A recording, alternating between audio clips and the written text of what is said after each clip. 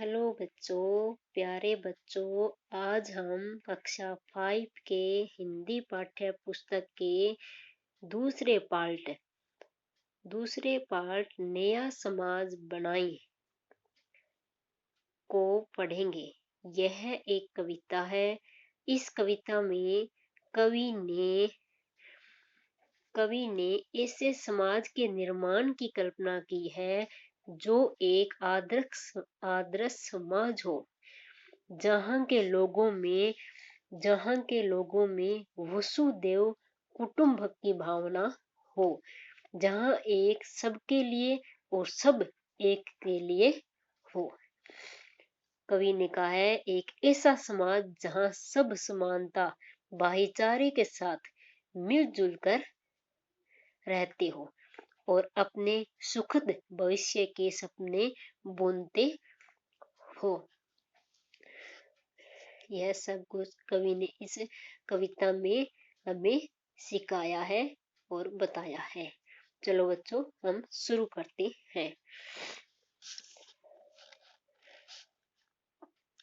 आओ नया समाज बनाएं, इस धरती को स्वर्ग बनाएं। आओ नया समाज बनाएं। तो बच्चों, इसका सरलार्थ हुआ कि कवि आहन कहता है कि आओ हम सब मिलकर एक नए समाज का निर्माण करें। यहाँ लिखा हुआ है, आओ नया समाज बनाएं, कि हम सब मिलकर एक नए समाज का निर्माण करें और एक ऐसे समाज को बनाएं जहाँ स्वर्ग की तरह सब प्रकार के सुख हो। इस धरती को स्वर्ग बनाएं। इस धरती को स्वर्ग बनाएं। कवि कहता है कि हम जाति पाति के बंधनों को तोड़कर, हम जो जाति पाति होती है ना हमारी, उन बंधनों को सभी को तोड़कर, जो ऊंच नीच रखती हैं, उन सभी को तोड़कर सभी लोगों को अपनाए रखें, अर्थात भाईचारा बनाए। किसी भी मानव के साथ भेदभाव न हो। हमको किसी के साथ भेदभाव नहीं रखना चाहिए। हमें ऐसा समाज बनाना चाहिए कि किसी के साथ ऊंच नीच या भेदभाव नहीं रखना चाहिए, एक भाईचारे के साथ जीना चाहिए। इस कविता में ऐसा ही बताया बच्चों कि इस प्रकार हम एक नया समाज बनाए। आओ हम एक नया समाज बनाए। आगे है दूसरा पार्ट है हमारा, जाति पाति के बंधन तोड़े, अपनेपन की कड़ियां जोड़े। इस धरती के हर मानव का मानवता से नाता जोड़े। एक दूसरे के सुख में मिलकर बैठे हाथ बटाएं।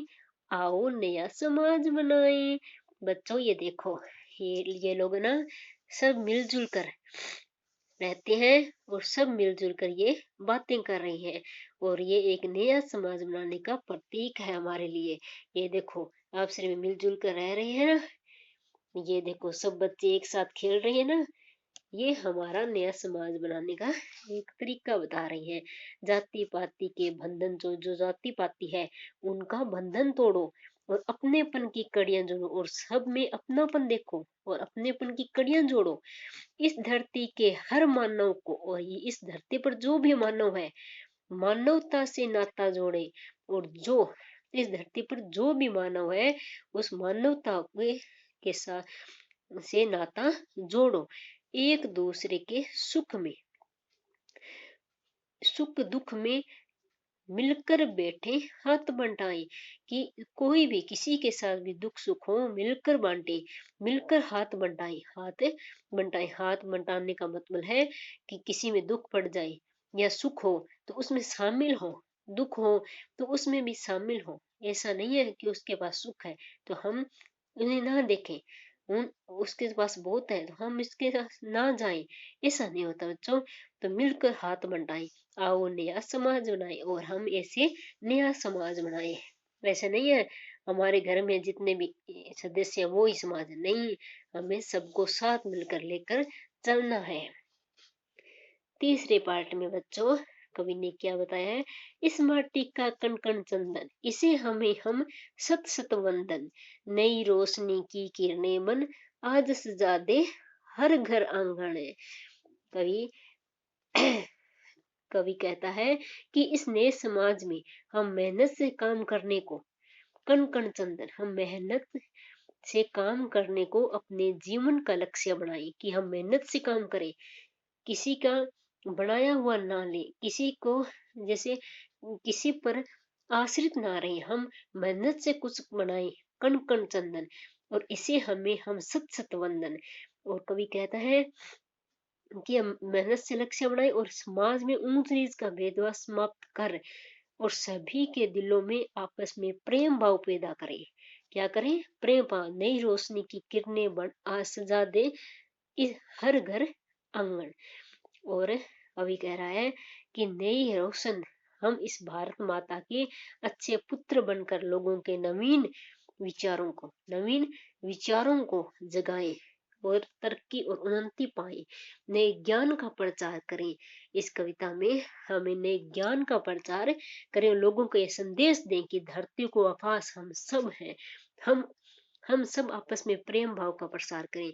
इस प्रकार कवि कहता है कि आओ हम एक नया आदर्श समाज बनाएं।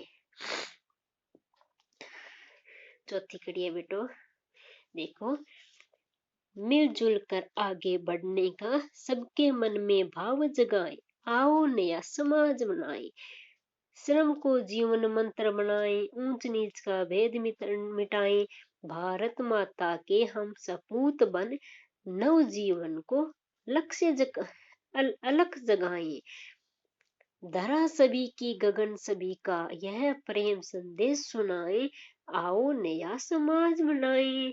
देखो बच्चों, इसमें इसने कवि ने हमें क्या शिक्षा दी है कि मिलजुल कर आगे बढ़ने का, सबके मन में भाव जगाए, और सबके मन में भाव जगाओ कि हमें मिलजुल कर आगे बढ़ना है, आओ नया समाज बनाए, और हम अपना एक नया समाज बना देंगे।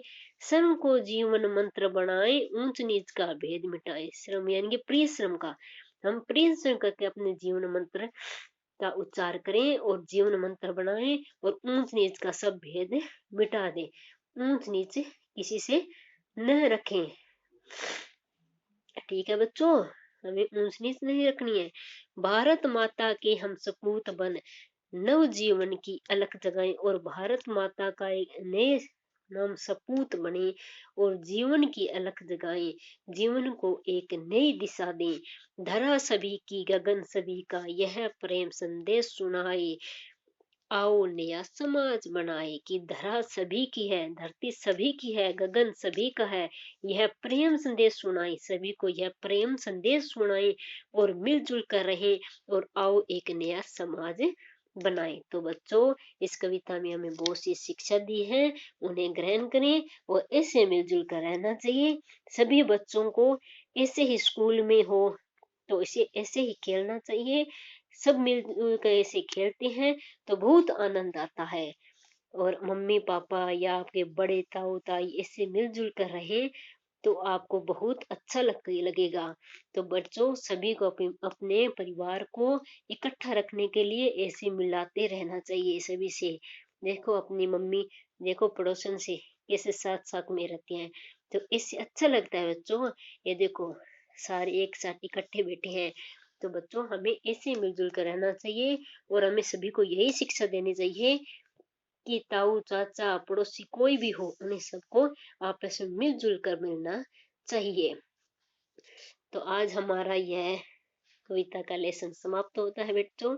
अब इनके क्वेश्चन आंसर अगले वीडियो में कराऊंगी, क्योंकि वीडियो लंबा हो जाएगा, इसलिए थैंक यू बेटे।